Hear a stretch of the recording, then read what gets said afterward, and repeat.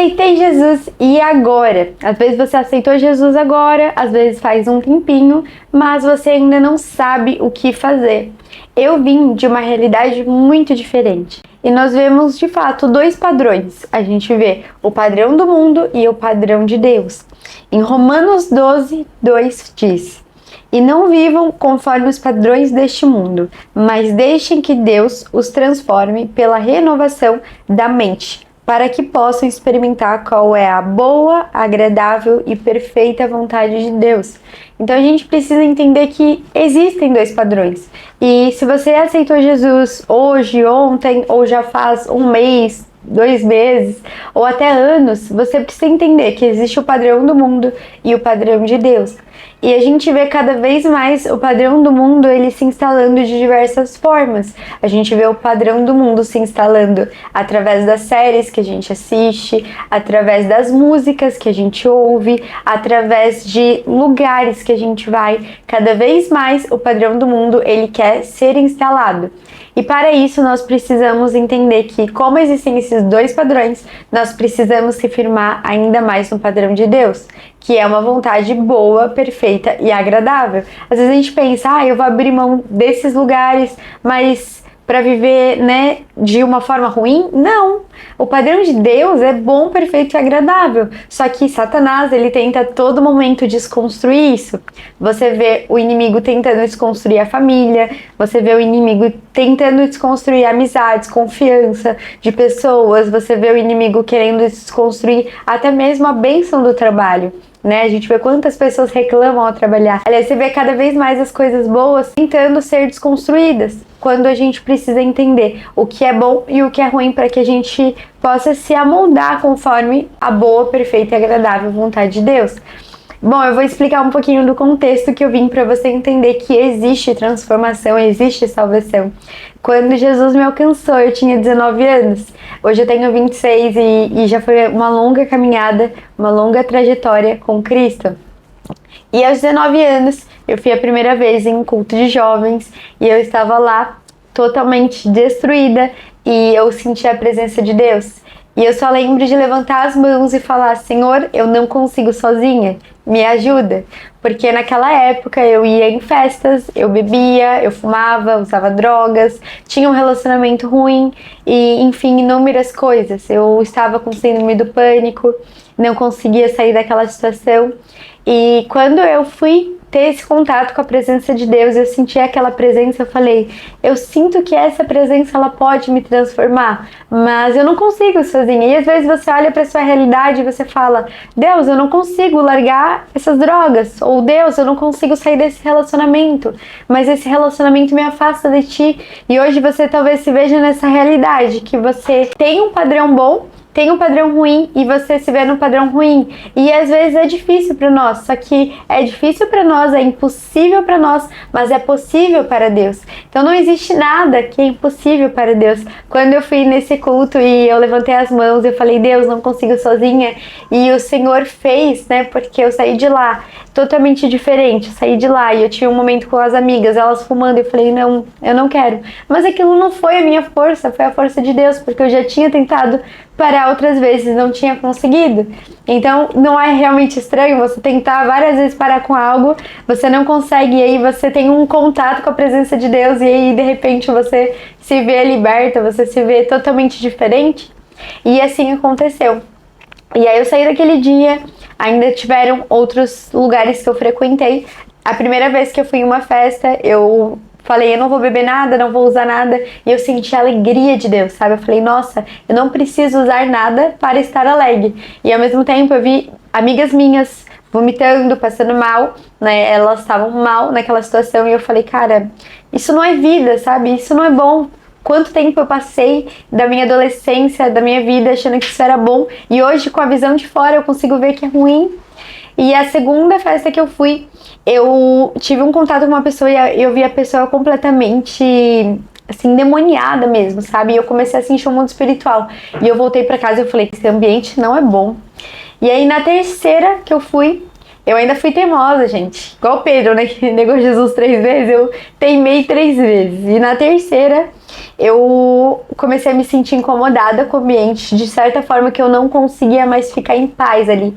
E eu fui no banheiro e eu orei falando: Senhor, me perdoa, eu nunca mais vou em nenhuma festa.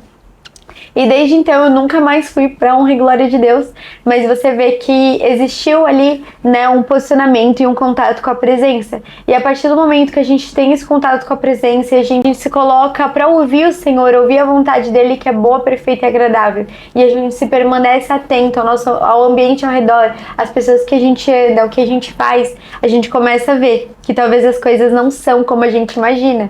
E nesse dia eu saí daquele lugar, né, saí daquele ambiente e saí posicionada a mudar, a ser transformada. E aí começou a transformação mais a fundo. Então eu também tive um relacionamento que não era da vontade de Deus. E pra mim, naquele momento, era muito difícil entregar, né? Porque eu tinha uma discipuladora que me acompanhava e ela falou: pô, vamos orar para que você seja fortalecida, para que você consiga fazer essa entrega. E aí, pra mim era muito difícil, mas eu consegui também na força do Senhor. A síndrome do pânico é a mesma coisa. Eu cheguei em casa e eu falei assim: a partir de agora eu vou conseguir dormir em paz no meu quarto, eu não vou mais ficar com medo, eu vou orar, eu vou batalhar e eu vou ser curada. E eu fui curada para honra e glória de Deus. Então tem coisas que você precisa crer. A palavra de Deus fala: creia e verá a glória de Deus. Então tem muitas coisas que a partir do momento que a gente crê, a gente vai viver. E a gente precisa se posicionar pra gente viver essas coisas. Deus, ele ainda opera milagres, Deus, ele ainda opera maravilhas. Mas onde está o seu coração? O seu coração está disponível? Você quer viver essa vontade? Então se você entende que essa vontade, ela é boa, ela é perfeita e ela é agradável, e você se coloca disponível a viver essa vontade, Deus pode fazer na sua vida. E hoje você vai sair desse momento não só abastecida para se posicionar em algumas coisas na sua vida. Hoje você vai olhar para sua vida e você vai falar: Deus, o que eu preciso entregar? O que eu preciso entregar? O que eu preciso ter fé para receber uma cura do Senhor? E eu creio que nesse momento vai existir libertação, vai existir cura, vai existir restauração sobre a sua vida. Então eu queria te convidar a fechar os olhos e eu vou ministrar na sua vida. E eu creio que o Senhor vai começar a falar com você agora mesmo. E eu oro agora pela tua filha, Deus. Eu oro para que ela possa ter um encontro com a tua glória aonde quer que ela esteja. Eu oro para que a tua glória comece a tomar lugar no ambiente que ela está. Comece a ministrar o coração dela. O que ela precisa entregar. Qual é a entrega? Qual é o sacrifício que ela precisa colocar no seu altar? Nesse momento, Senhor, comece a ministrar no coração dela. Que não venham a haver dúvidas do que ela precisa entregar, mas que seja um momento de entrega, momentos de sacrifícios no altar, para ser queimados e ter um aroma agradável. Senhor, comece a ministrar agora, Pai, em nome de Jesus. Eu oro por cura também, cura total. Em nome de Jesus, eu declaro cura total, cura sobre sentimentos, cura sobre o corpo. Em nome de Jesus. O Senhor está declarando cura nesse momento sobre a vida de muitas mulheres. Eu creio nisso e eu creio que você ainda vai testemunhar cura do Senhor sobre a sua vida. Eu declaro agora libertação no nome de Jesus, libertação de vícios, libertação de pecados de estimação, libertação de pornografia, libertação no nome de Jesus, libertação de zombaria. Eu declaro agora no nome de Jesus, libertação sobre a sua vida. Seja liberta em nome de Jesus. E agora é o momento de você ser restaurada, né? Você acabou de receber cura, libertação, restauração. Você entregou algo. E o Senhor se agrada de você, porque o Senhor se agrada quando a gente entrega algo.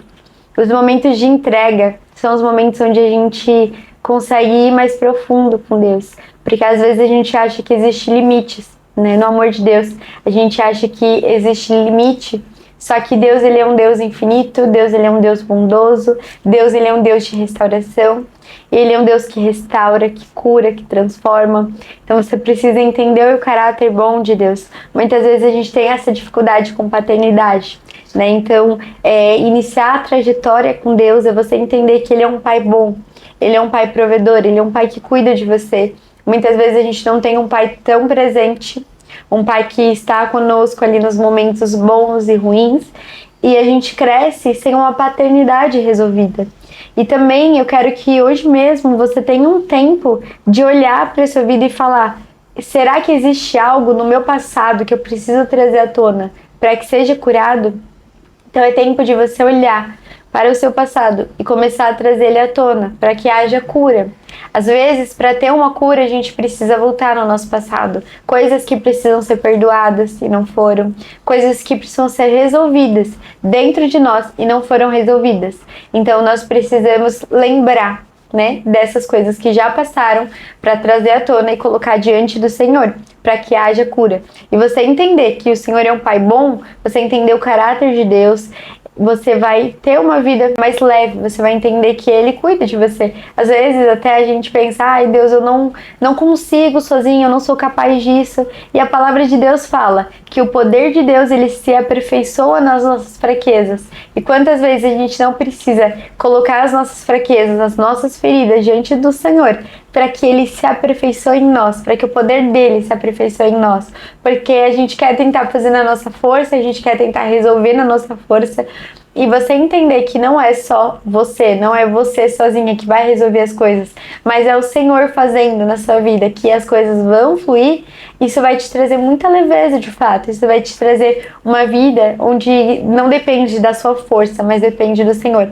Eu mesma posso falar, eu cresci com um pai que infelizmente teve muitos problemas com o alcoolismo. Então, durante muito tempo da minha vida, quando eu já estava em Cristo, eu pensava: nossa, eu preciso ir atrás, eu preciso fazer na minha força, e eu preciso correr atrás. E aí o Senhor falava: não, não é só isso, não é sobre você, é sobre eu me aperfeiçoando em você. Então, quando a gente entende isso, a gente entende que Deus pode fazer, a gente consegue ter uma vida mais leve. Assim como eu testemunhei para vocês sobre o que eu vivi com o Senhor na minha trajetória, você também pode viver isso. A presença, ela não é para mim ou para outras pessoas. Às vezes você vê pessoas que são referência para você e você pensa: nossa, essa pessoa tem algo que eu não tenho. Mas não, a presença de Deus, ela está disponível para você. Essa pessoa pode ter uma unção diferente e você deve honrar as pessoas, mas a presença, ela está disponível para você. E qual é o preço que você tem que pagar por isso, né? Você tem que se colocar disponível ao Senhor. Você tem que confiar nele, ter uma confiança no Senhor. Então, a partir do momento que você vai confiando nele, você vai depositando a sua confiança nele, você vai se aprofundando cada vez mais em águas mais profundas, você vai se aprofundando na verdade de Deus e você vai conseguir cada vez mais ser liberta, ser curada. E não só sobre você, mas você vai poder ministrar na vida de outras pessoas. Cura, libertação, restauração. Então, se você está assistindo isso hoje, saiba que esse seu posicionamento, ele vai te levar a lugares que talvez você ainda não acessou, porque você não tinha se posicionado antes. Então, por isso que é importante a gente, nesse momento, deixar as bagagens para trás. Você pode até tirar um tempinho mesmo para orar e deixar Deus ministrar no seu coração. Quais bagagens você precisa deixar para trás? Quais são as bagagens da sua infância? Coisas que pessoas fizeram para você quando você era pequena, quando você era adolescente, que você precisa perdoar, né? Muitas vezes a gente vê realmente coisas, né? Pessoas que carregam coisas porque não perdoaram, carregam aquela mágoa dentro de si porque não perdoou. E talvez você se encontre nessa situação. Você acha que está resolvido, mas não está. Então é tempo de você parar e entender em Deus quais são as bagagens que você precisa deixar para trás, para então construir a sua casa, para então viver testemunhos lindos com Deus, testemunhos de cura, testemunhos que vão mudar a sua vida, que vão mudar a sua trajetória, que vão te libertar por completo. Então é tempo de você meditar nisso. Então tira um tempinho agora, por favor, para que você possa ouvir do Senhor e possa deixar essas bagagens. Eu oro e declaro sobre a sua vida bagagens sendo deixadas para trás, no nome de Jesus. Então vamos juntas construir essa trajetória linda com Jesus e eu tenho certeza que você vai viver testemunhos poderosos com a bondade, com a graça e com a fidelidade de Deus. Amém?